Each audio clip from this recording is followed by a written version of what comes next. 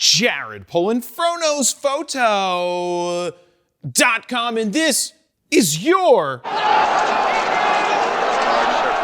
Photo News Fix.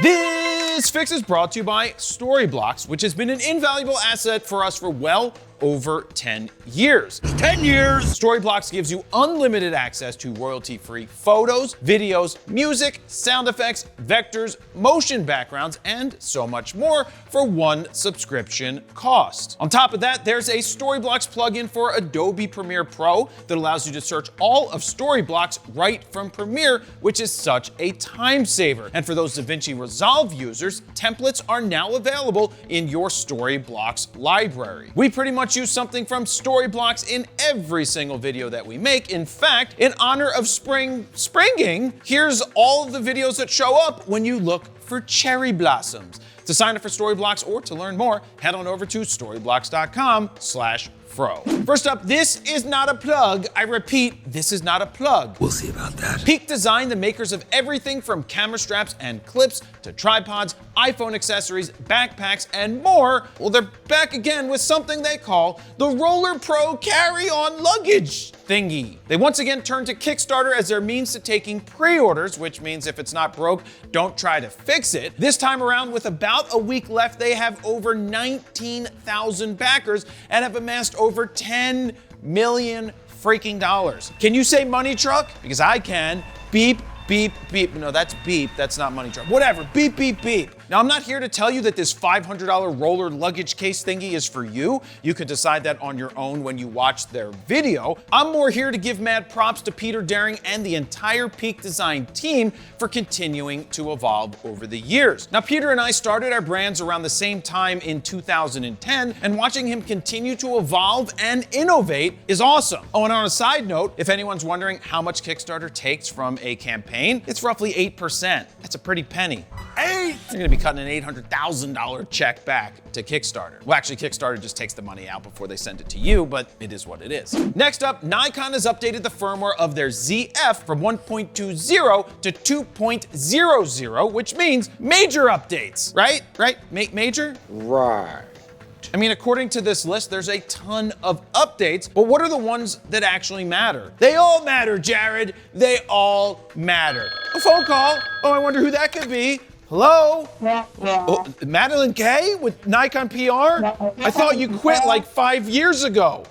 You didn't? Why? Oh, you don't know? Oh, okay, well, it's time to quit, Madeline Kay. Goodbye. Anyway, on the still side, Nikon has added support for their imaging cloud. That means you can import imaging recipes into your camera, but not Skittles. Why? Because you can only get Skittles in FroPack 1 or the Grand Slam bundle. On top of that, you can now upload images taken directly to the imaging cloud, as well as transfer to other services. There were a ton of updates made to bracketing, some additions to JPEG size to the second slot, and of course, the addition of bird subject detection. You know, because the Zf is the perfect wildlife camera because it just feels so good in your hands, said no one ever.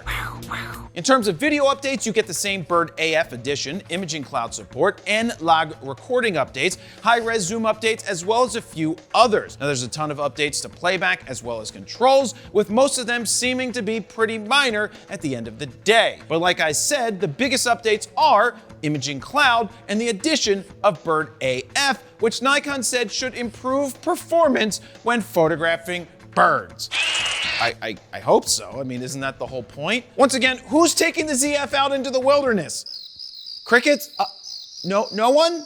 That's what I thought. Real quick before we get to the last story, I'm giving away $4,999 of my own money. Why do I do this to myself? That's tax deductible. You can write that off. For you to spend on anything you want at allenscamera.com or at the store in the Super Huger Mega Camera giveaway for 2025. Head on over to bit.ly/megafro25 to get entered for free right now and score extra entries when you pick up any of my preset packs. The good news is, if you win, you'll probably have more than enough money to buy the next lens that I'm about to talk about in the final story. And finally, a truly shocking rumor has been shared by Sony Alpha Rumors. They are claiming that not one, not two, but three sources have told them that Sony will be announcing get this, a 50 to 150 f2. Holy shit! Now, what was that lens again? I repeat, a 50 to 150 f2.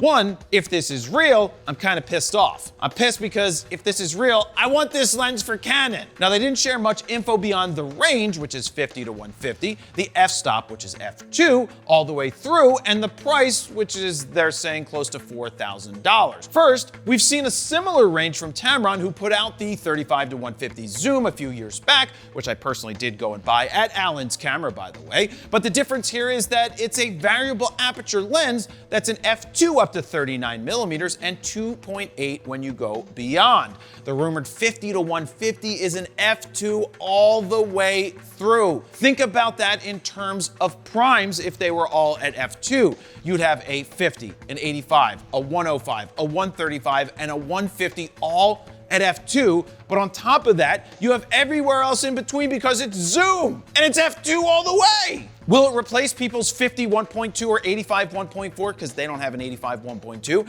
and the 135 1.8? I don't know. I mean, it really could replace those primes just like a 28 to 70 f2 replaced a bunch of other things. Now keep in mind, this is just a rumor, so there's no saying if it's true or not, but if it is, wow, it's a pretty big wow. It's like right now.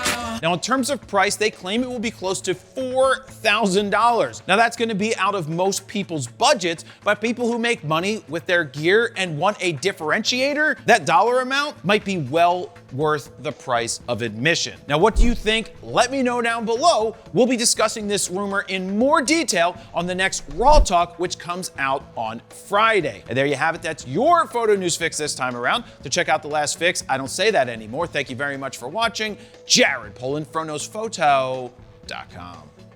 See ya.